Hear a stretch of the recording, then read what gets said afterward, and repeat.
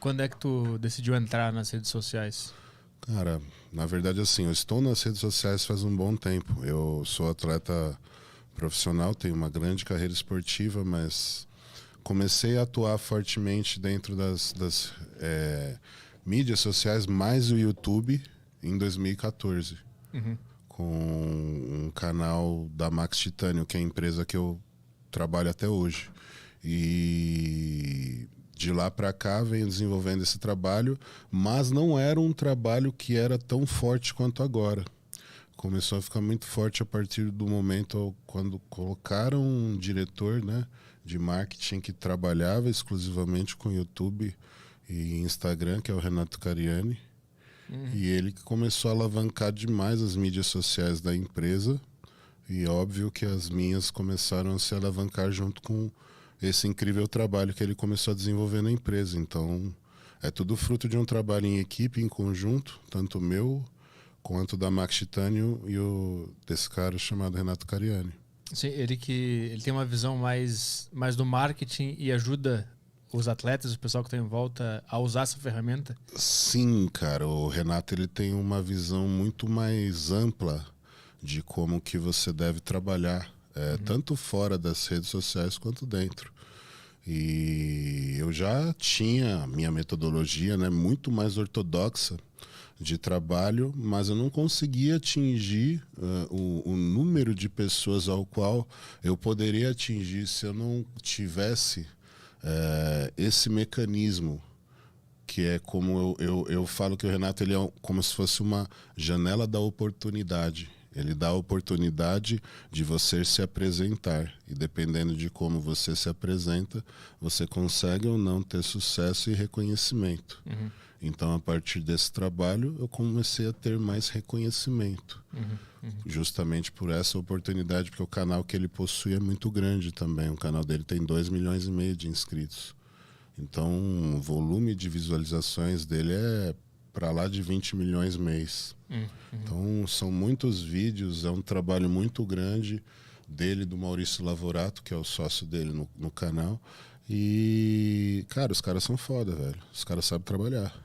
Então, eu aprendi muito. Eu sabia trabalhar na educação física, no esporte.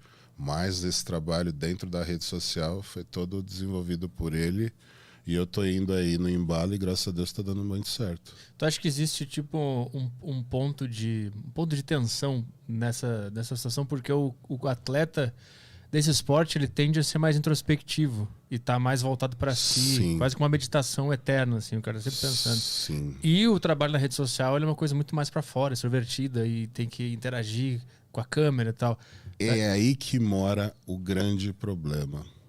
Então, assim, o que acontece dentro do nosso mercado? O nosso mercado é um mercado que cresceu demais nos últimos anos, principalmente depois que um evento chamado Arnold Classic veio para a América do Sul. Então, o evento Arnold Classic é o maior evento multiesportivo depois das Olimpíadas. Então, ele tem mais de 100 modalidades esportivas que concorrem, valendo premiação ou em dinheiro ou simplesmente o troféu. Mas tem algumas competições amadoras e outras profissionais. As lutas geralmente dão dinheiro. E aí a grande cereja do bolo é o fisiculturismo, justamente pelo Arnold Schwarzenegger ser um fisiculturista. Então ele promove essa modalidade como se fosse a supermodalidade da noite e difundiu esse evento por todo o mundo. Então hoje nós temos 5 edições do Arnold. Então nós temos Arnold Ohio, que é o primeiro. Depois nós temos Arnold Austrália, Arnold Europa. Aí nós temos Arnold África e Arnold Brasil. Então em cada continente você tem um evento multiesportivo desse. E isso torna um evento muito grandioso. Para você ter uma ideia, a nossa feira, essa última, qual teve público, o público estimado era de 40 mil pessoas dia, circulando durante todo o evento, conseguindo observar tudo aquele crescimento de mídia social, das empresas que estavam atuando como patrocinadoras no mercado de suplementação. tudo isso fez com que o nosso trabalho dentro da rede social tivesse que se fortalecer demais. E aí criou-se um impasse, porque começaram a surgir pessoas que eram especialistas nessa divulgação, que são os vloggers, e que fazem esse trabalho muito bem. E os atletas, em contrapartida, sempre foram referência do que é ser o melhor. E eles se sentiram desvalorizados. Por quê? Porque eles não eram mais as pessoas as quais tinham o cargo mais importante dentro da empresa. Aquela pessoa que era utilizada como um mecanismo de vendas da empresa. Então, o atleta ele começou a ficar como segundo plano e o vlogger começou a se tornar primeiro plano, justamente pela fama, pelo volume de pessoas ao qual ele consegue influenciar. E aí o atleta que não conseguiu se remodelar e se adaptar a esse novo sistema, ele perdeu muito espaço. E aí criou-se um atrito muito grande, ao qual os atletas não aceitavam os vloggers, e os vloggers, em contrapartida, não estavam muito aí para os atletas também, porque eles estavam trabalhando e fazendo o dinheiro deles. Eu, observando toda aquela situação, tive a oportunidade de trabalhar com, na época, o vlogger que era o maior vlogger da época, né? O cara que estava mais no hype, em alta, que era o Under. Under, um abraço. Hoje eu trabalho com ele na Farmaforma. Canal do Under, era? Canal do Under. O Under trabalhou comigo na Max Titanium. E eu, observando toda aquela situação, eu vi, caramba, cara, ele é muito famoso, porque eu era campeão, eu fui o campeão desse evento. Foi ali que eu me profissionalizei. Eu era conhecido, mas eu era conhecido no meio esportivo. Então, quem me conhecia? Os atletas e as pessoas que eram fanáticas pelo esporte, que acompanhavam, a maioria delas ainda por revistas, mas a gente estava naquela transição de revista para a internet.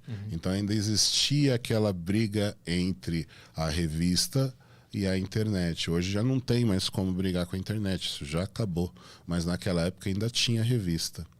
E então eu percebi a dimensão do poder que ele tinha sobre as pessoas quando a fila que ele tinha para poder tirar foto e dar autógrafo e conversar com as pessoas era 4, 5 vezes maior do que a minha. E aquilo, de certa forma, me fascinou. Eu falei, caramba, eu preciso entender como que esse cara faz para poder ter esse reconhecimento, porque eu quero isso para mim também. Então, assim, o reconhecimento que eu esperava que eu teria só pelo fato de eu ser o atleta exponencial do evento, eu já percebi que eu não tinha mais. Era uma troca do velho mundo para o novo mundo, onde os valores são outros também. E o valor virtual existe.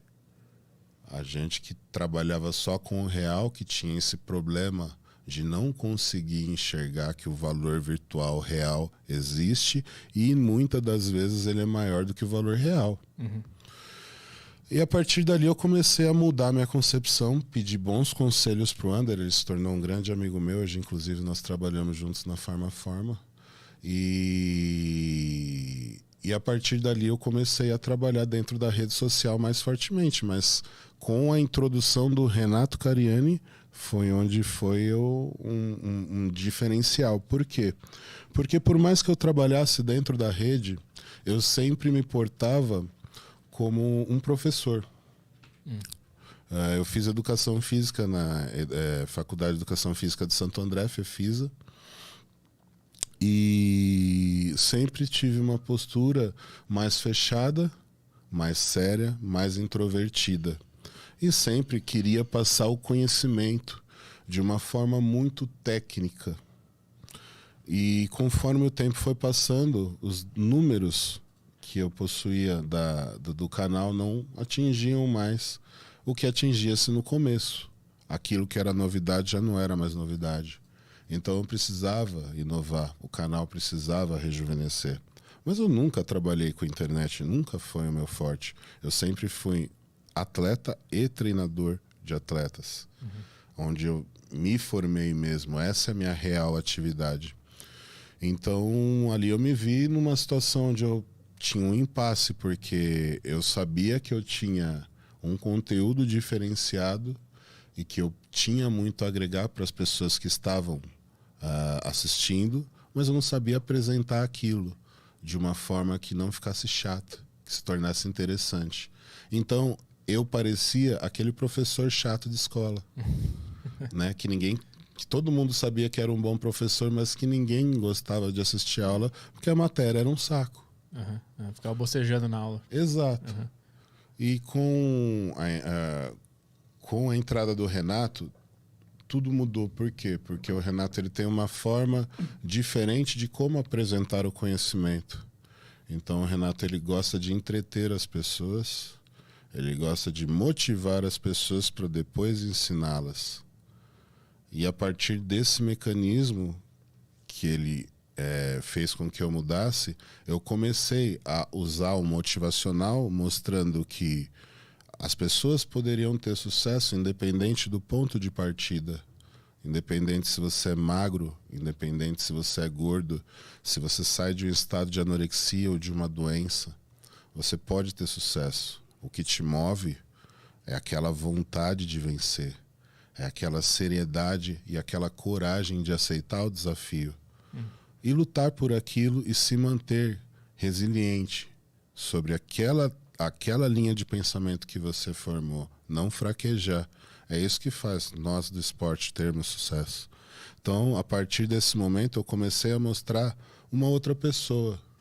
Uma pessoa mais real, que tinha falhas, que tinha defeitos, que era mais brincalhona, que era mais divertida. E a partir desse momento, onde eu conseguia arrancar um sorriso da pessoa, onde eu conseguia mudar aquela face dela de eu não estou entendendo nada para tipo, agora eu sei o que você está falando. Parece que deu aquele clique. E as coisas começaram a acontecer a partir dali.